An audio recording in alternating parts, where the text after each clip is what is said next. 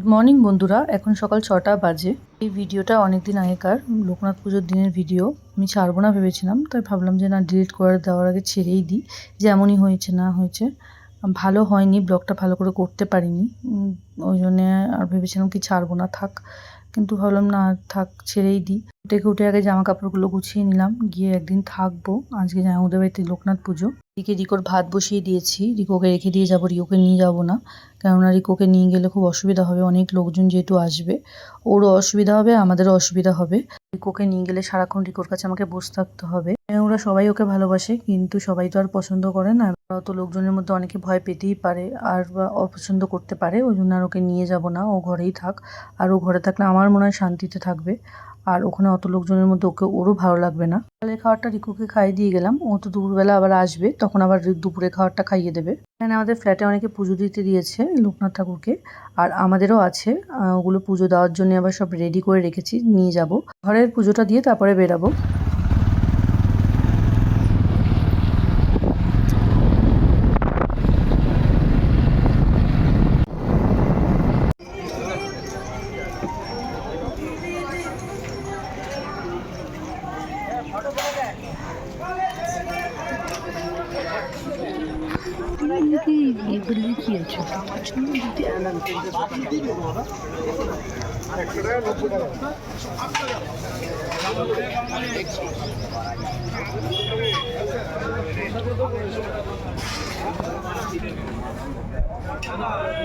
পথে বাজারে এসেছিলাম, জ্যায়ও ফোন করে বললো পুদিনা পাতা নিয়ে আসতে, ওদের রান্নায় লাগবে। ওখানে মনে হয় পাওয়া যায়নি, তাই জন্য এখান থেকে নিয়ে যেতে বললো। ওর আবার দেরি হয়ে গেছে, ও আমাকে দিয়ে আবার বেরিয়ে আসবে। ও এখন থাকবে না, ও একবারে দুপুরবেলা যাবে। এসেই ঠাকুর ঘরে চলে এসেছি। এখানে সব ফল টল কাটা হচ্ছে, আর ওদিকে ভোগ রান্না করা হচ্ছে। দিদিরাও সব এখানেই আছে। আমায় বলেছিল 9টার মধ্যে পুজো হয়ে যাবে। আমি 8:45টার মধ্যে এখানে ঢুকে গেছি যে না, পুজো দেবো। সবাই পুজো দিতেও দিয়েছে আমাকে ফ্ল্যাটে, এবার আমাদেরও পুজো দেওয়ার আছে। আর এসে দেখি এখনো গোছানোই হয়নি, ওরা সব গোছাচ্ছে। এখানে আমিত্তি মালপোয়া সাজানো হচ্ছে, আর ওদিকে কাঁঠালগুলো যে আমাদের গাছেরই কাঁঠাল। এখনো দেরি আছে শুরু হতে, পুজো করবে বড়দা ভাই।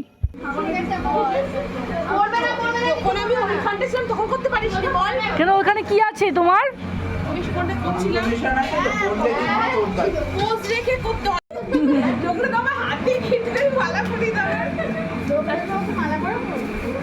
কি বলছিলে?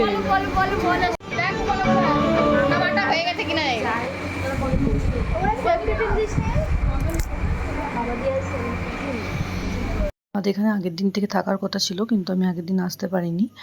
আর অনুরাও চলে গেছিলো, অনু এসছে এক্ষুনি এলো। আর এখানে যে বসে আছে অনুর পাশে, সেটা হচ্ছে অনুর বান্ধবী। অনুর মাও এসছে। শাশুড়ি মা ছিল এখানে রাত্রিবেলা আগের দিন, কিন্তু অনু চলে গেছিলো, কারণ অনুর বাড়িতে পুজো দিয়ে আসতে হবে। ওই বাড়িতে নারায়ণ আছে, ঠাকুর আছে, পুজো দিয়ে আসতে হবে বলে ও চলে গেছিলো। আবার জ্যাও এসছে, জ্যাও নিচে ছিল, নিচে খাবারের ওখানে জ্যাওর দায়িত্বে।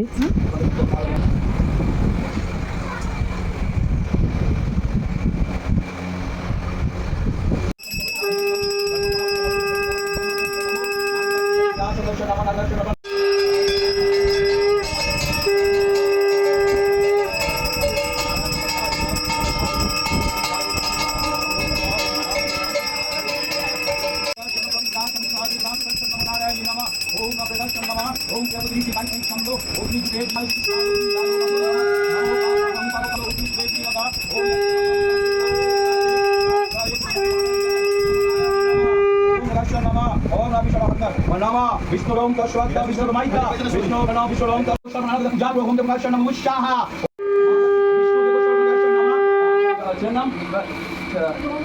Somodi Gashanam Gashanam Mushaha Om Na Vishnuram Vishnuram Ake Baki Ache Nam Mushaha Ake Ache Baki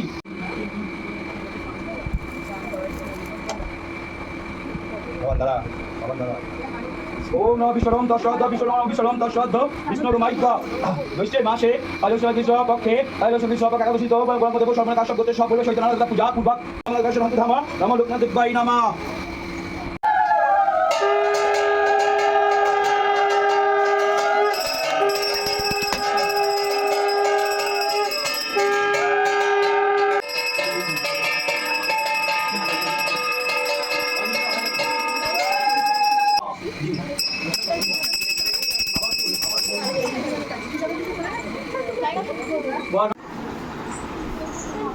দুবার পড়ে গেলাম না অনু। হ্যাঁ হ্যাঁ রেডি হবো আর যাবি না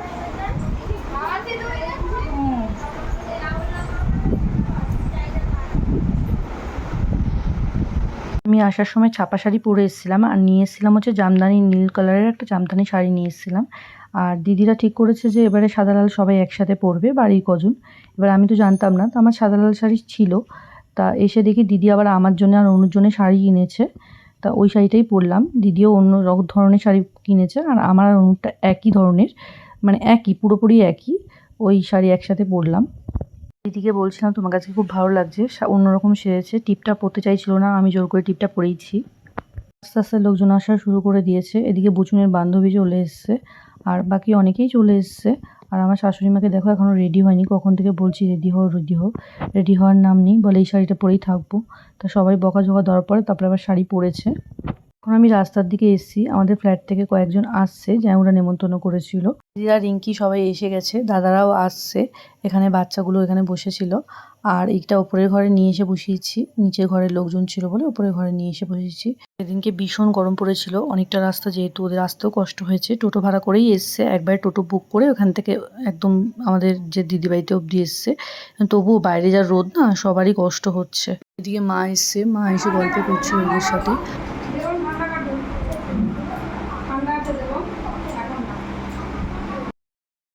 এদিকে দাদারাও চলে এসছে, দাদারা কিছুক্ষণ বাদে এসছে, দাদারা আলাদা স্কুটি করে চলে এসেছে। এখন আবার নিচের ঘরে নিয়ে এলাম, উপরের ঘরটা খুব গরম লাগছিল, উপরের ঘরে যতই হাওয়া বাতাস থাক না কেন গরমটা তো আছে, নিচের ঘরটা ঠান্ডা, তাই নিচের ঘরে নিয়ে এসে বসালাম। বললাম একটু বাদে যাও, সবে খাওয়া দাওয়া করে এসছে, এখন বিড়াল দিদিদের কষ্টও হবে, একটু বসে তারপরে যাও। তাও চলে গেল, আমরাও এখন খেতে এসেছি। আর এখন প্রায় লাস্ট ব্যাচই বলতে পারো, আমাদের পরে আর একটা ব্যাচ হয়তো বসেছে, কিন্তু আমরা এখন খেয়ে নেবো, অনেকটা বেলা হয়ে গেছে, প্রায় 4টে বেজে গেছে। এখানে মামা শ্বশুর বাড়ির লোকেরা খাওয়া দাওয়া করছে। তোমাদের তো বলাই হয়নি, সকালে টিফিনে লুচি করা হয়েছিল, সবাই লুচি খাওয়া হয়েছে। আমি লুচি খাইনি, আমি তরকারি দিয়ে মুড়ি দিয়ে খেয়েছি, আমার খেতে ভালো লাগে তরকারি দিয়ে মুড়ি, আর আমার লুচি খেলে গ্যাস হয়, ওই জন্য আমি লুচিটা খাইনি। দিদিভাইদের জন্য অপেক্ষা করছিলাম, দিদিভাইরা বলে পরে খাবে, তাই আমরা আবার খেতে বসে গেলাম।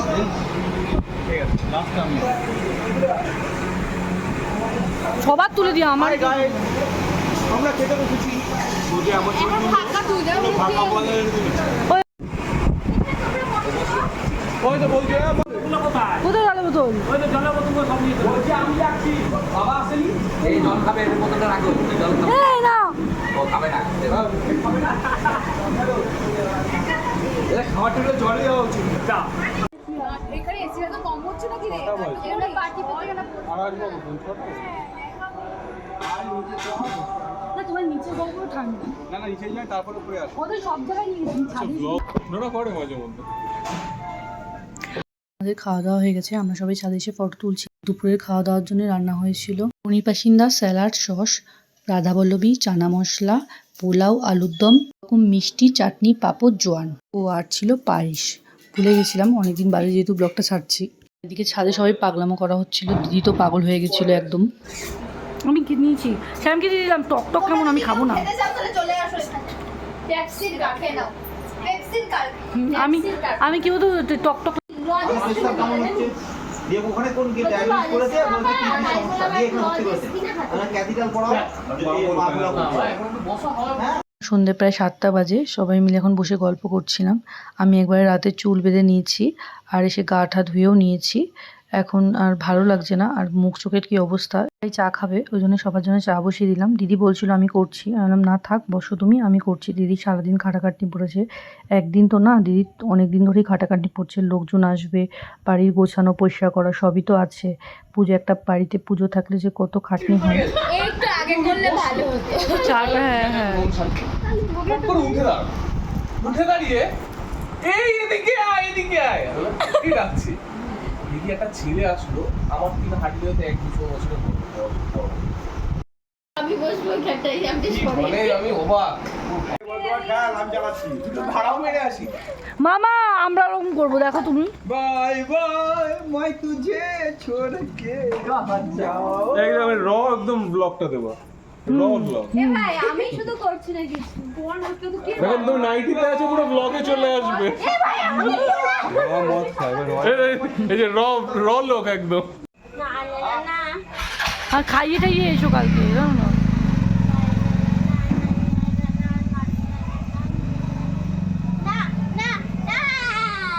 তো আমার 6:30টার গল্প গাইছে। না আমি খেয়ে দিই তারপরে যা সামনে বসে তার থেকে 5টা লোক জল দিচ্ছে তোদের দায়িত্ব বলবি যে কটা নেমে যাবো।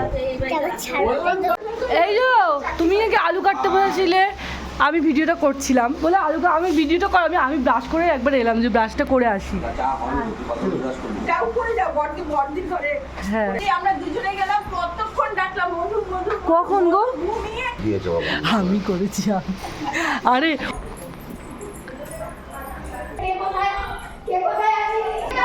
সত্যনারায়ণ পুজোর পরের দিন সকাল বড়দি ভাইদের ঘরে এসেছিলাম, তারপরে আবার ঘরে গিয়ে চা বসালাম।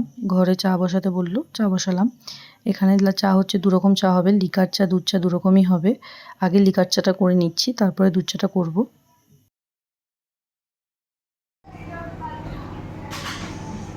কালকে রাতে ঘুমাতে ঘুমাতে অনেক রাত্রির হয়ে গেছে। আর কালকে রাতে আমি একটা খুব বাজে কাজ করে ফেলেছিলাম, সেটা বলবো ব্লগে আস্তে আস্তে তোমায় বলছি। আর এখানে সবাই বসে বসে গল্প করছিল, কি একটা বের করছে ওয়ার্ড্রপ থেকে। আর এদিকে চাও হয়ে গেছে আমার।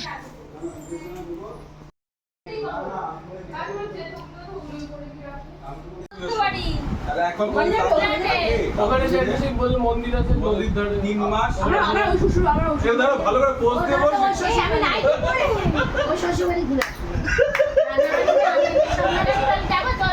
ওদের ফুল পাশা শুনতে পারি আমাকে নাইট হ্যাঁ এখান থেকে এডিট করব। হ্যাঁ হাতে চলো তারপরে কি করলো না এই কি হলো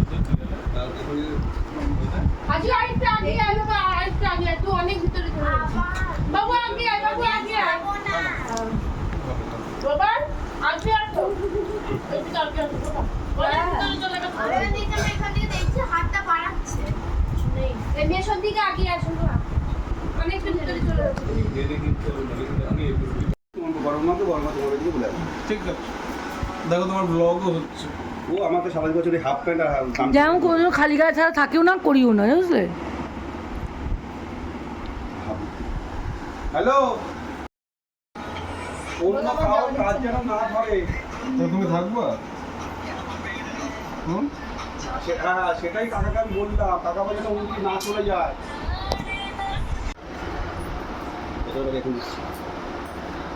ও দিদি এখানকার না ঢং করো একটু। কালকে তোমার দিদি যখনই না ভিডিও করি জানিস তো, যখনই ইটালিয়ান আইস দিয়ে দে। হাইট জন্য আছে হবে? হ্যাঁ আছে আছে। নাম দিবে। বুচুন কোথায় গেল?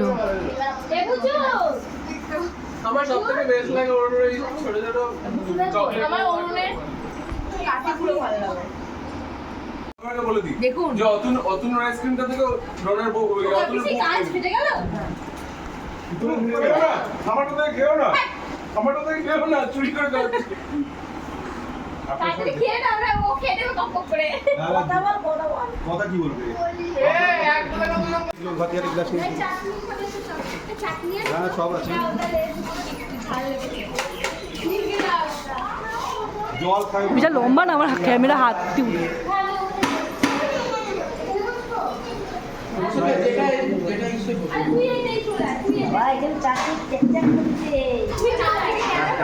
দেখে পিছলে করবি।